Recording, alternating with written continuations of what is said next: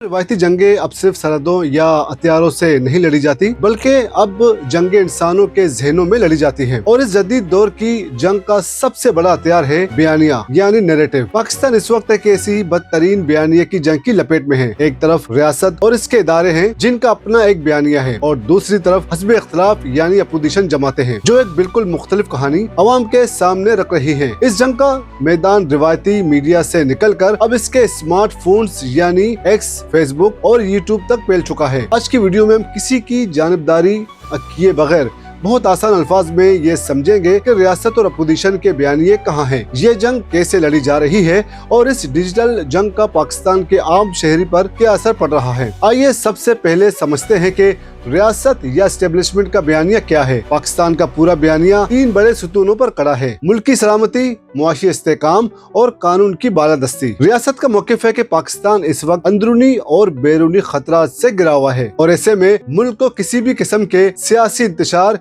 या अफरा तफरी का मुतहम्मल नहीं किया जा सकता। रियासत के बयानिए के मुताबिक सोशल मीडिया पर फौज और रियासती इदारों के खिलाफ चलाई जाने वाली मुहिम्मात दरअसल 5th जनरेशन वार या डिजिटल दहशतगर्दी का हिस्सा है। रियासत का इसरार है कि मुल्की बका के लिए इन दहशतगर्द अनासिर को कानून के कटोरे में लाना और सोशल मीडिया को रेगुलेट करना नागुज़ीर है। दूसरी तरफ हस्ब इख्तलाफ यानी अपोजिशन का बयानिया है। दिलचस्प बात यह है कि पाकिस्तान में जो भी जमात अपोजिशन में आती है, इसका बयानिया तकरीबन एक जैसा होता है। माजी में मुस्लिम लीग नून का वोट दो को इज्जत दो का बयानिया हो, या मौजूदा दौर में PTI का हकीकी आज़ादी और फार्म 47 की हुकूमत का बयानिया, इन सब का मरकज एक ही है। अपोजिशन का बयानिया ये है कि मुल्क में आइन और कानून की हुक्मरानी नहीं है, बल्कि फैसले बंद कमरों में किए जाते हैं। इनका इल्जाम होता है कि इंतखाबात में धांधली के जरिए अवामी मैंडेट चोरी किया जाता है और कठपुतली हुकूमतें मुसल्लत की जाती है।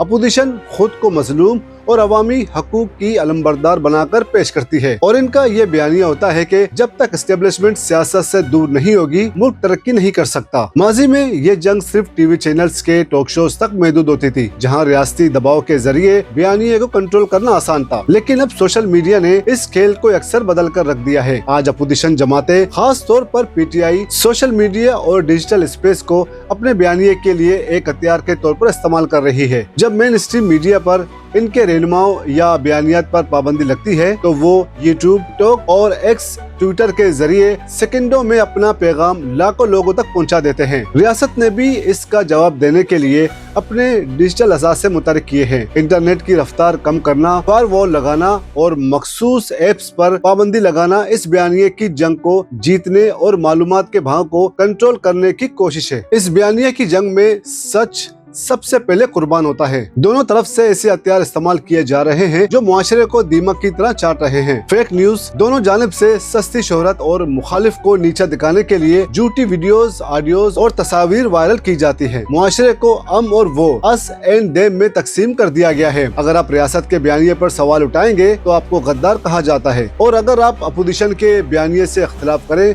तो आपको बूट चाटिया या लिफाफे का लक़ब मिल जाता है। सच और दलील की गुंजाइश खत्म हो चुकी है। दोस्तों, वैसे तो पाकिस्तान में ये एक तारीखी हकीकत रही है कि जब भी कोई सियासी जमात हुकूमत से निकलकर अपोजिशन में आती है, तो इसका बयानिया यानी कि नैरेटिव अवाम में बहुत तेजी से मकबूलियत हासिल करता है। चाहे वो माजी में मुस्लिम लीग नून का वोट दो को इज्जत दो का नारा हो, या पीपल्स पार्टी का ताकत का सरचश्मा अवाम है का बयानिया हो, या फिर पाकिस्तान तहरीक इंसाफ का हकीकी आज़ादी और एंटी एस्टेब्लिशमेंट बयानिया। अपोजिशन के बयानिए के इस पब्लिक मकबूलियत के पीछे चंद गहरे समाजी, मुआशी और सियासी अवामिल कार फरमा है। पाकिस्तान में जो भी हुकूमत आती है, उसे शदीद मुआशी बहरानों, IMF की सख्त शराइत, महंगाई, बेरोजगारी और टैक्सों के बोझ का सामना करना पड़ता है। जब आम आवाम की जेब पर असर पड़ता है, तो वो कुदरती तौर पर हुकूमत वक्त से मायूस हो जाता है। अपोजिशन इस अवामी गुस्से को बहुत महारत से पेश करती है। वो महंगाई और मुआशी बदहाली का जिम्मेदार हुकूमत की नाअहली को ठहराती है, जिससे अवाम को लगता है कि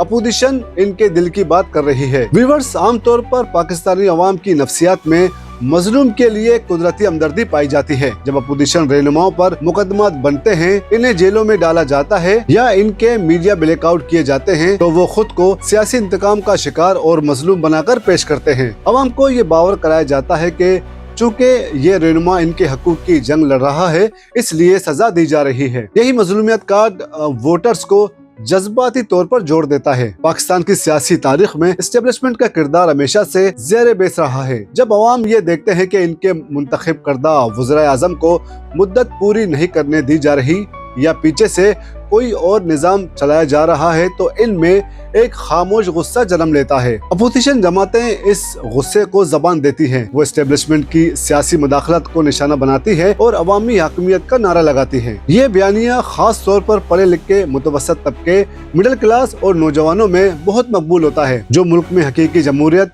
और आइन की बालादस्ती देखना चाहते हैं। मौजूदा दौर में रिवायती मीडिया, टीवी, अखबार पर तो पाबंदियां लगाना आसान है, लेकिन सोशल मीडिया पर कंट्रोल मुश्किल है। अपोजिशन जमातों खास तौर पर पीटीआई ने डिजिटल मीडिया का बेपनाह और जदीद इस्तेमाल किया है। वो अपने बयानिए को मुख्तसर वीडियोस, मेम्स और ट्रेंड्स के जरिए बराह रास्त आवाम के मोबाइल फोन तक पहुंचाते हैं। जब मेन स्ट्रीम मीडिया पर किसी चीज को सेंसर किया जाता है तो सोशल मीडिया पर इसकी कशिश और तजस्सुस मजीद बढ़ जाता है, जिससे बयानिया और ज्यादा वायरल होता है। हुकूमत में रहकर फैसले करना और नताइज देना मुश्किल होता है, लेकिन अपोजिशन में रहकर तनकीद करना और बड़े बड़े दावे करना आसान होता है। अपोजिशन अवाम को एक सुनहरा मुतबादिल यानी अल्टरनेटिव दिखाती है।